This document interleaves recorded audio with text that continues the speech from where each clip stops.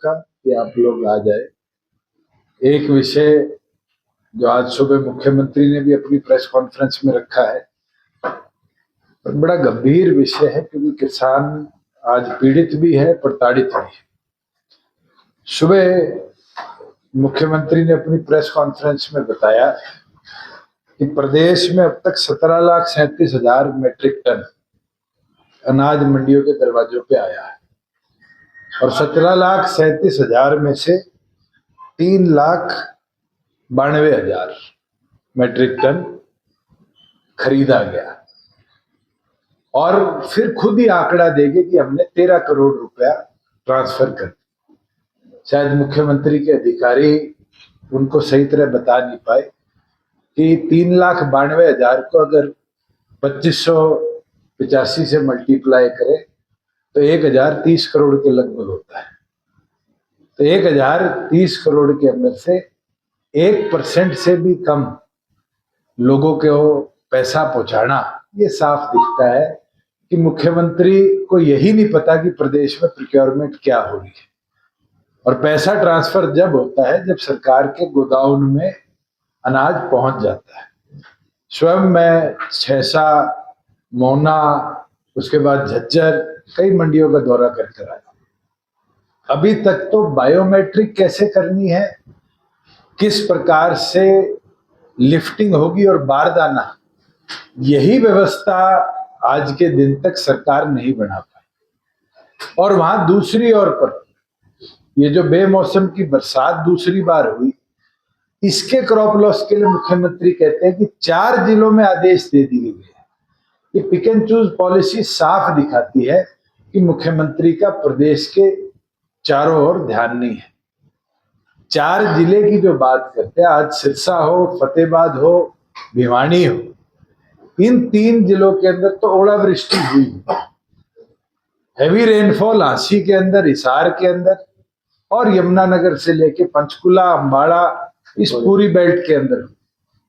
और तेज हवाओं की वजह से जहां जहां पानी खड़ा था, पूरे प्रदेश में वीट को भी नुकसान हुआ है, और बेमौसम बारिश की वजह से जो कटी हुई सरसों थी उसके अंदर भी लॉस हुआ है।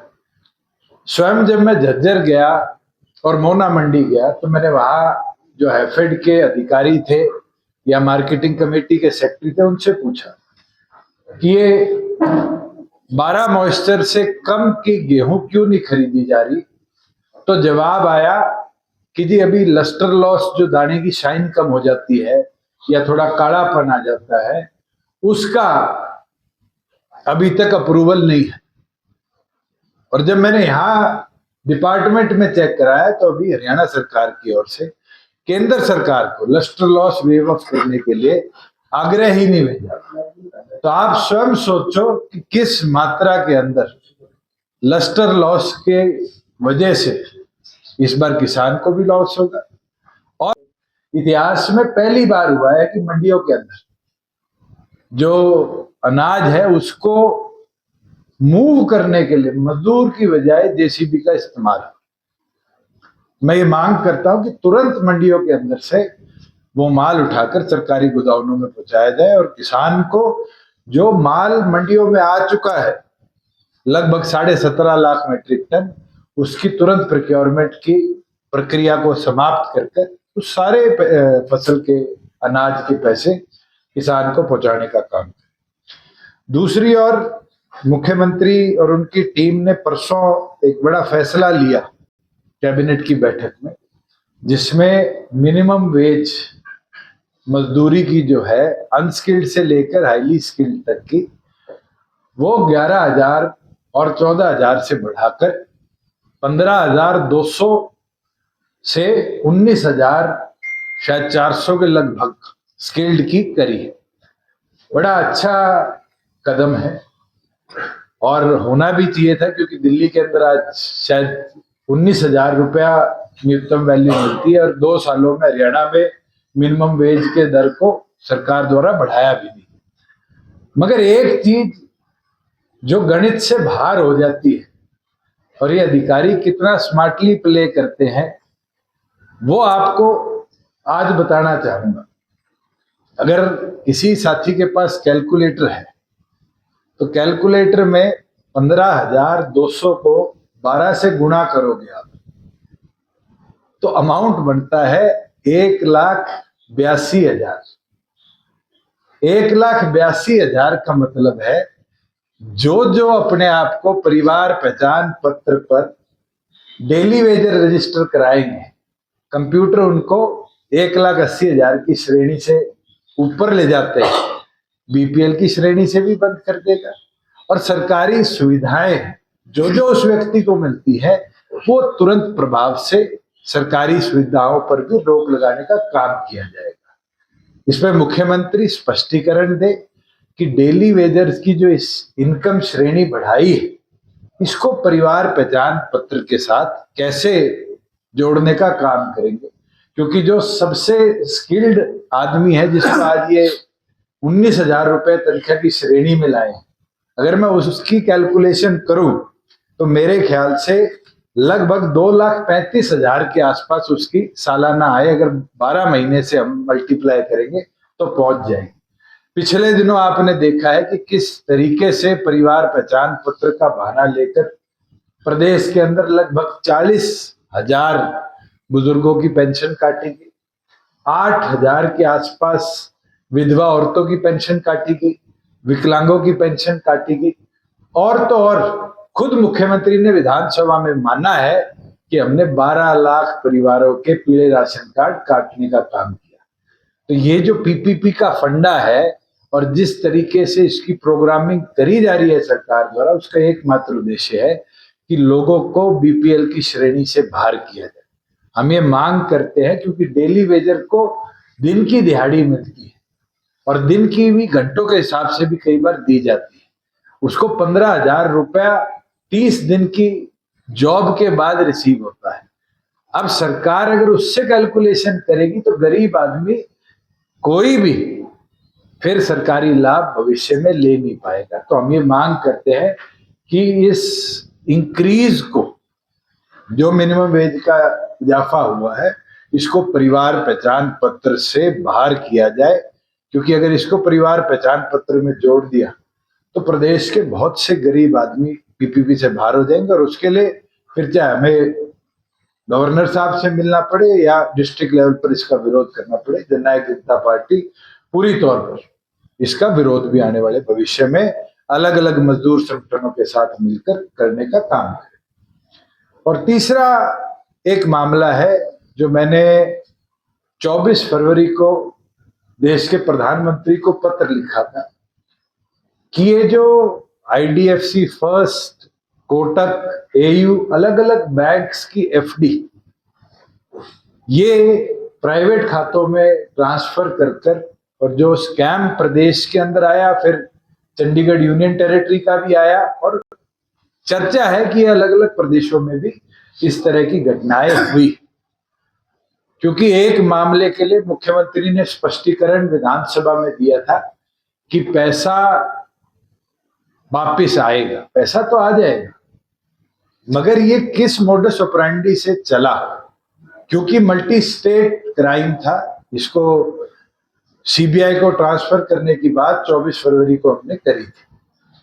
हैरानी है कि 25 मार्च तक मुख्यमंत्री ने बारी बारी इसमें जिन लोगों ने बड़ी मात्रा में चोरी करी है उनको बचाने का काम किया और 24 फरवरी से 25 मार्च तक इसको स्टेट विजिलेंस ब्यूरो देखने का काम कर रही थी।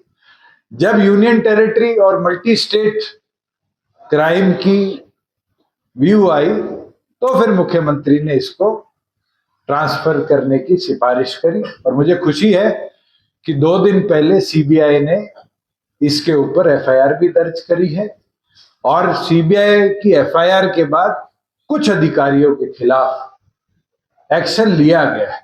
अब मुझे इसकी क्लैरिटी तो नहीं है कि 2 आईएएस अफसर, एक एचसीएस अफसर कल सस्पेंड करे हैं, क्या वो इस मामले से लिपित थे नहीं थे। जो परसों लंबी चौड़ी लिस्ट ट्रांसफर की आई है उसके अंदर कई अधिकारियों की प्राइम पोस्टिंग गई हैं, वो लोग इन्वॉल्व रहे हैं या नहीं रहे हैं, हम ये मांग करते हैं कि मुख्यमंत्री इस पे स्पष्टीकरण दे कि क्या इसमें भारतीय जनता पार्टी के लोग भी इन्वॉल्व हैं, क्योंकि चर्चा बहुत बड़े लेवल से आ रही है कि कुछ उच्च पद अधिकारी भारतीय जनता पार्टी के भी इस पूरे मोडस ऑपरेंडी पे इन्वॉल्व थे, और इसकी क्लैरिफिकेशन देने का काम करे कि अभी तक इस 1.5 महीने के पूरे छानबीन के अंदर क्या रिकवरी हुई है, अदर देन दैट जो एफडीज को वापिस लाया गया है, जहां बैंक्स के थ्रू गिफ्ट दिए गए, बैंक्स के थ्रू ट्रिप्स दिए गए, बैंक्स के थ्रू सोना और चांदी दिए गए, इसका ब्यौरा जनता के सामने लाने का काम करे, क्योंकि विषय छोटा नहीं है। ये लगभग 590 करोड़ का तो एक था, फिर 180 करोड़ की एक आई, उसके बाद आपके पंचकुला नगर निगम का जो कोटक बैंक के साथ एफडी का आया वो आया, और ये भी चर्चा है कि अलग अलग विभाग जिनको अभी तक छुआ नहीं गया, चाहे वो पुलिस हाउसिंग कॉरपोरेशन हो जिसमें सुप्रिंटेंडेंट जिसने ये सारा काम किया, ये पहले काम करता था, उसका क्यों नहीं अब तक इंक्वायर किया गया, जो और सरकार के महकमे हैं जो रेगुलरली एफडीज कराते हैं और किसी और बैंक के साथ कराते थे, क्या इस तरह की गतिविधि उसमें भी की गई? घोटाले का मैटर है ये, कोई ये अगर शेयर मार्केट में इसको लेकर हड़कंप नहीं बचा होता, करीब बैंक के 14,500 करोड़ के शेयर टूट गए थे शेयर मार्केट में, आरबीआई गवर्नर को इस पर स्टेटमेंट देना पड़ा, तो शायद सरकार इसको बाहर भी नहीं आने देती। तो क्या आपको लगता है कि सिर्फ आईएएस के लेवल पर ये घोटाला हो रहा था? ये बैंकिंग सेक्टर के लिए तो सबसे बड़ा प्रश्न चिन्ह है। अगर बैंकिंग सेक्टर के अंदर किसी की सिक्योरिटी का इस तरह टूटना और प्राइवेट खातों में ट्रांसफर होकर और उसको प्रॉपर्टी खरीदने, ट्रिप्स बनाने, सोना चांदी गाड़ियां खरीदने के लिए इस्तेमाल होता है, इसके अंदर जब मैंने माननीय प्रधानमंत्री को पत्र लिखा था तो सीबीआई के साथ साथ मेरी ये मांग थी कि जो एसएफआईओ है, मिनिस्ट्री ऑफ फाइनेंस की, जो इस तरह के इंस्टीट्यूशंस को मॉनिटर करती है, उसकी पैरेलल इन्वेस्टिगेशन कराई है। मुझे ये पता चला है कि सिफारिश करी गई है कि सेबी इसको देखेगा। मैं अभी भी ये मांग करता हूं कि सेबी की बजाय इस पूरे मामले को एसएफआईओ को ट्रांसफर किया जाए, क्योंकि ये सिक्योरिटीज के एक्सचेंज का मामला है, और रॉन्गफुल एक्सचेंज ऑफ सिक्योरिटीज अगर है तो मिनिस्ट्री ऑफ फाइनेंस की जिम्मेवारी बनती है, आरबीआई की जिम्मेवारी बनती है। और इसके अंदर क्या 3 ही बैंक इन्वॉल्व थे या और प्राइवेट बैंक या कोई सरकारी बैंक भी इसके अंदर इन्वॉल्व था, इसका भी खुलासा जल्द होना चाहिए। रामधर्म खाड़ा जो विधायक है कांग्रेस से, उन्होंने बात कही है कि देवेंद्र बबली ने 50 करोड़ का ऑफर दिया था जेजेपी पार्टी को तोड़ने के लिए और उसका मालिक खुद बनने के लिए, क्या कहना चाहेंगे इस पर? चीजें आपके सामने आ रही है। मैं तो इतना बोलना चाहूंगा कि हमने अपने संगठन को मजबूत कर रखना, मजबूती से आगे बढ़ाना, इस पे काम किया। बहुत से लोग तोड़ने का प्रयास करते रहे, हाँ साथी छोड़ के गए, मगर इस संगठन को नहीं तोड़ पाए, क्योंकि आज भी जो संगठन में जुड़े लोग हैं वो संगठन की रीढ़ की हड्डी है, और आने वाले भविष्य में भी बहुत साथी जुड़ेंगे और वो इस सोच के साथ जुड़ेंगे कि संगठन मजबूत रहे। हाँ, प्रयास तो शायद पहले साल भी हुआ होगा, दूसरा भी हुआ होगा, तीसरा भी होगा, और 4.5 साल 10 के 10 को साथ रखा। भूपेंद्र हुड्डा की तरह तो नहीं था कि शिमला ले जाके भी 9 लोगों के वोट खराब कराए। ये जो आईडीएफसी बैंक का पूरा मामला है, आपकी सरकार में रही, उस टाइम जो एफडी थी, सरकार का पैसा प्राइवेट बैंक को देने को लेकर क्या गाइडलाइन थी, उस बारे में कुछ बताएंगे? तो मेरे को जितना याद है, जब टीवीएसएन प्रसाद फाइनेंस सेक्रेटरी थे उस समय ये मामला आया था।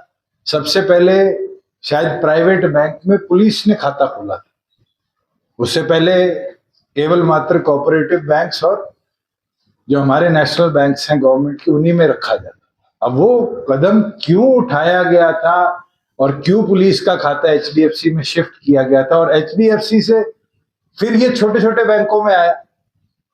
एचडीएफसी तो फिर भी बड़ा बैंक है, जब भी बिल्कुल छोटे छोटे बैंकों के अंदर पैसा आने लग गया जिनकी 10-15 साल की स्टैंडिंग है, तो अपने आप एक रिस्क फैक्टर आता है। अब ये यूनियन का फैसला था या फाइनेंस डिपार्टमेंट का फैसला था, इसका ब्यौरा तो सरकार दे पाएगी।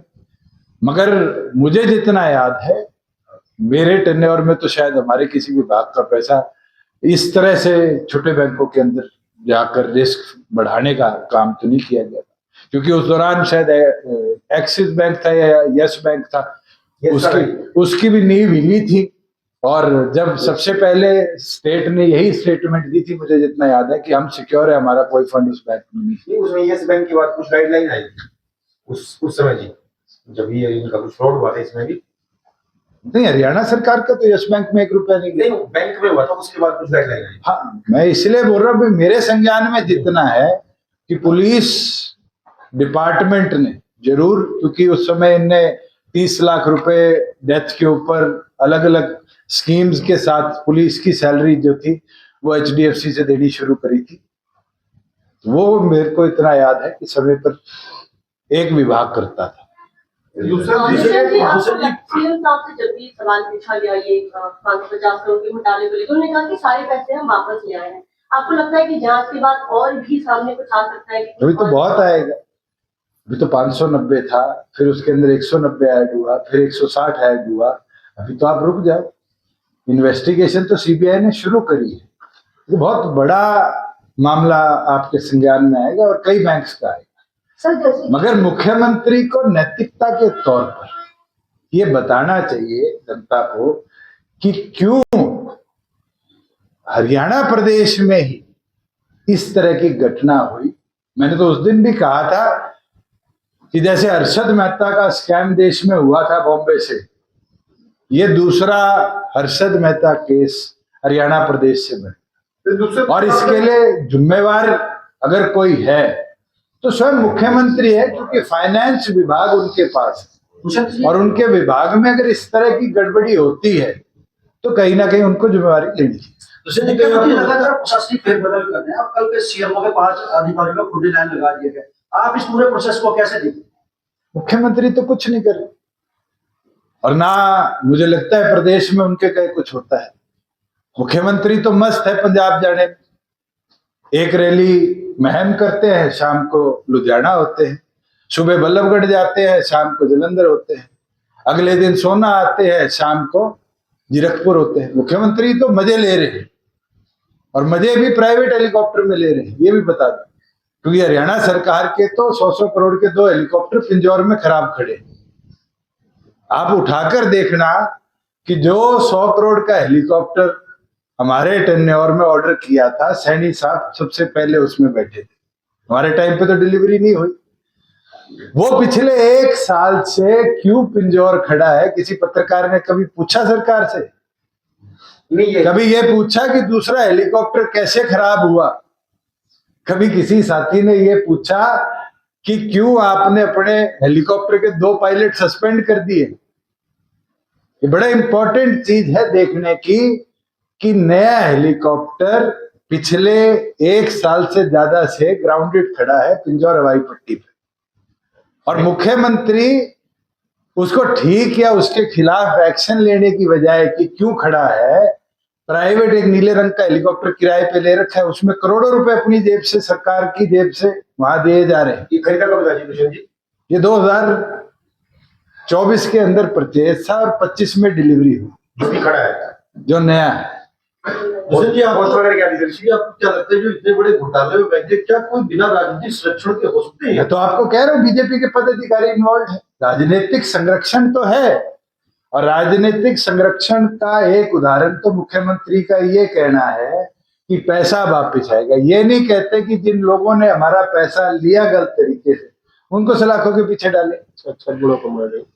आप खुद उठाकर देखो कि अब तक कोई भी ब्यूरोक्रेटिक आदमी जिसके साइन से ये FDs एक बैंक से दूसरे बैंक को ट्रांसफर होती है, क्या उसको अरेस्ट किया गया है? जिस तरह की इंटरवेंशन करते सरकार को, उसके बाद फैसले लेने पड़ते। अब एक म्युनिसिपैलिटी के अंदर तो वार्ड तोड़ दिए गए, और वार्ड तोड़ के शायद पंचकुला की बात है, कि एससी वार्ड कम कर दिए गए, उसके बाद वार्ड बंदी जो करी गई वो भी बड़े स्कैटर्ड तरीके से करी गई। हम धन्यवाद करते हैं कि कोर्ट ने उसका संज्ञान लिया और उम्मीद करते हैं कि डिप्टी कमिश्नर तुरंत प्रभाव से उस पर काम करके नई लिमिटेशंस जो बाउंड्रीज बननी है वार्ड्स की उसको करेंगे और दोबारा एससी वार्ड्स की संख्या 4 करने का काम करेंगे कि हमारे जो एससी भाई बहन है उनको पर्याप्त मात्रा में रिजर्वेशन हम म्युनिसिपल कॉर्पोरेशन पे दें। जेजेपी चुनाव में उतरेगी या नहीं उतरेगी ये भी क्लियरिटी नहीं अभी है। पार्टी की बैठक होनी है, अभी सेल्स की बैठक चल रही है, किसान सेल की होगी, बैकवर्ड सेल की होगी, 17 तारीख को हमारे एससी सेल की है, महिला और युवा की ऑलरेडी हो चुकी, महिला की, और फिर हम स्टेट बॉडी की बैठक बुलाकर सारों का व्यू पॉइंट जब हमारे पास होगा इस पे फैसला लेंगे। किशन जी, सरकार है जो एसवाईएल का निर्माण करने जा रही है, सरकार का दावा है कि इससे दक्षिण हरियाणा और दिल्ली की प्यास बुझेगी, लेकिन मसला है कि पानी कहाँ से आएगा। मैं आपका धन्यवाद करता हूं, आपने एसवाईएल का नाम ले लिया। सैनी साहब से पूछो तो सही, 6 महीने में 3 महीने पंजाब में लगाया है और एक बार भी एसवाईएल पे बात नहीं करके आए। रिकॉर्ड है कि मुख्यमंत्री 6 महीने में 3 महीने जितने चक्कर पंजाब के लगा चुके हैं। क्या मुख्यमंत्री के मुंह से एक बार एसवाईएल सुनी है आप लोगों ने?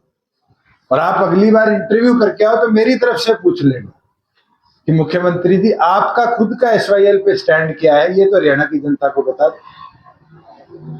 जब ऑल पार्टी की मीटिंग हुई थी पिछले साल, जब बीबीएमबी का गतिरोध हुआ था, उस ऑल पार्टी बैठक में भी हमने मुख्यमंत्री को कहा था कि सीएम साहब कंटेम्प्ट ऑफ कोर्ट यूनियन के खिलाफ लगाइए कि सुप्रीम कोर्ट के फैसले को यूनियन इंप्लीमेंट नहीं करे। आज तक एक बैठक हुई है और उस बैठक के अंदर भी बड़े भाई छोटे भाई करके गले मिलकर दोनों मुख्यमंत्री आते। ये साफ दिखता है कि पंजाब चुनाव तक एसवाईएल के ऊपर भारतीय जनता पार्टी कोई कदम नहीं उठाए। लेकिन सरकार ने तो 50 करोड़ का बजट बना दिया इसके लिए। 50 तो कम कर दिए, फिर हमारे टाइम पे तो 100 करोड़ थे और मुझे लगता है चौटाला साहब के टाइम से 100 करोड़ आ रहा था। लंबे समय से हुई है। मगर आपको एक इंटरेस्टिंग चीज बताऊं, ये तो 100 करोड़ तो हर साल रिपीट होता है, मगर आप लोग आंकड़े नहीं उठाते। मैं अगली बार आपके साथ बैठूंगा तो एक पूरे डिपार्टमेंट का आंकड़ा उठा के दूंगा कि उस डिपार्टमेंट के अंदर पिछले साल कितना पैसा लैप्स हुआ और उस डिपार्टमेंट का जो मैंडेट है चलने का वो किस तरह व्यस्त त्रस्त हो बैठा है, फेल हुए बैठा है। तो ये पैसा तो 50-100 करोड़ की बात नहीं, अगर नियत हो केंद्र सरकार की तो रातों रात पैरामिलिट्री भेजकर सुप्रीम कोर्ट के आदेश अनुसार एसवाईएल का निर्माण हो सकता है, पर ना केंद्र की नियत है ना प्रदेश की। कांग्रेस के 2 विधायक लगातार बगावत करे हुए हैं, वो लगातार सीएम से मुलाकात हुए, आप इसको कैसे देखते हैं? 2 क्यों बोल रहे हैं आप? 5 बोलिए। 2 ही है फिलहाल तक। अगर झंडा कांग्रेस के अध्यक्ष ने और कांग्रेस के प्रभारी ने और कांग्रेस के नेता प्रतिपक्ष ने ही ठहरा दिया कि ये 5 बागी हैं, तो मुझे लगता है 5 के बारे में चर्चा करनी चाहिए। मैं तो उन 5 को कहता हूं, कांग्रेस में दम घुट रहा था तो हमारे साथ आओ, हमारी ताकत बढ़ाओ। चर्चा लोग पे नहीं होनी चाहिए, चार वो रिजेक्ट जिन पे भी चर्चा होनी चाहिए। वो नाम तो सिर्फ हुड्डा जी और हरिप्रसाद जी जानते हैं। और एक बीजेपी की भी वोट खराब हुई थी, उसका जिक्र कोई नहीं कर रहा। अगर वो वोट सही गिर जाती तो चुनाव जीत जाता उन्हें दलीय उम्मीदवार, उसके बारे में अभी तक किसी ने कोई मैं तो बोध जी को बधाई दूंगा कि उनकी किस्मत अच्छी थी। आर के आनंद और अजय माकन जैसी किस्मत नहीं थी। आपको याद होगा कि पिछले 4 राज्यसभा चुनाव में एक ही कांग्रेसी जीता है और उसका नाम दीपेंद्र हुड्डा है, क्योंकि उस समय सेटिंग थी और बीजेपी ने तीसरा उम्मीदवार नहीं किया। और इस चुनाव के अंदर एक चीज तय कर दी कांग्रेस ने कि 2028 में जब कार्तिकेय और बराड़ा जी वाली 2 सीटें खाली होंगी तो फिर कांग्रेस को उम्मीदवार उतारने की जरूरत नहीं पड़ेगी। इस तरह के आंकड़े खुद कांग्रेस ने बनाए। भूषण जी, इसमें इन लोगों ने पार्टिसिपेट नहीं किया, उसको किस तरह देखते हैं आप? मैं तो कहता है वो नॉन सीरियस पॉलिटिशियंस है। आज से 5 साल पहले का इंटरव्यू उठा लो, आज उठा लो, आपके वोट की ताकत है। आपने वो ताकत ही छोड़ दी तो आप पॉलिटिक्स में सीरियस कहाँ है? राजनीति के अंदर तो शय और मात है, किसी की ताकत बढ़ेगी दूसरा कमजोर होगा। घर बैठने से दोनों की लड़ाई का तमाशा देखना, ये तो कोई पॉलिटिक्स नहीं नहीं। उसने दिया था वो बट बीजेपी बाद को में सर करते हैं। इलेक्शन के बाद अभय चौटाला जी ने कहा कि अगर पता होता हुड्डा जी को पता था चावल से पहले भी कि कुछ वोट क्रॉस हुए हैं तो हमें पता है कि शायद हम कांग्रेस को ही वोट करते हम साथ दे देंगे। तो अगर इतनी नियत कांग्रेस को वोट देने की थी पहले क्यों नहीं देके आए? अगर बीजेपी को हराना था तो एब्सटेन करने का उद्देश्य क्या था? तो कांग्रेस की मदद करनी थी तो फैसला लेते, मगर वो फैसला लेने लायक लोग नहीं है, इसलिए तो मैं उनको नॉन सीरियस पॉलिटिशियंस बोलता हूँ। अजय जी अभय चौटाला के दावा अजय जी के बयान एक आया था कि खट्टर साहब ने उनको भी ऑफर दिया। राजनीति के अंदर कौन किससे चर्चा करता है, आगे वो चर्चा का क्या निष्कर्ष निकलता है, मुझे नहीं लगता मुझे प्रेस कॉन्फ्रेंसेस में बोलना है। दूसरा जी, अभय चौटाला लगातार दावा किया सीएम बनने का कि अगली बार हमारी अरे सरकार बना दो, एक दिन के लिए बना दो आप। पहले एमएलए बनना पड़ता है। आज मैं कह दूं मैं बन जाऊंगा, एमएलए नहीं हूं, कैसे बन जाऊंगा? ना मेरे पास आंकड़े हैं। पिछले 2005 से आज 26 आ गया, 21 साल में इनेलो का मुख्यमंत्री नहीं बन पाया क्योंकि नंबर नहीं थे। हर रोज ये कहना मैं बन जाऊंगा, मैं बन जाऊंगा, मैं बन जाऊंगा, इससे कोई बनता तो नहीं। फिर तो रात को आप भी सपने लो मैं राष्ट्रपति बन के सोऊंगा। सपने सारे ले सकते हैं, सपने पूरे किसके होते हैं? ये तो जनता के हाथ में, क्यों क्या मैंडेट देती है। ठीक है, थैंक यू।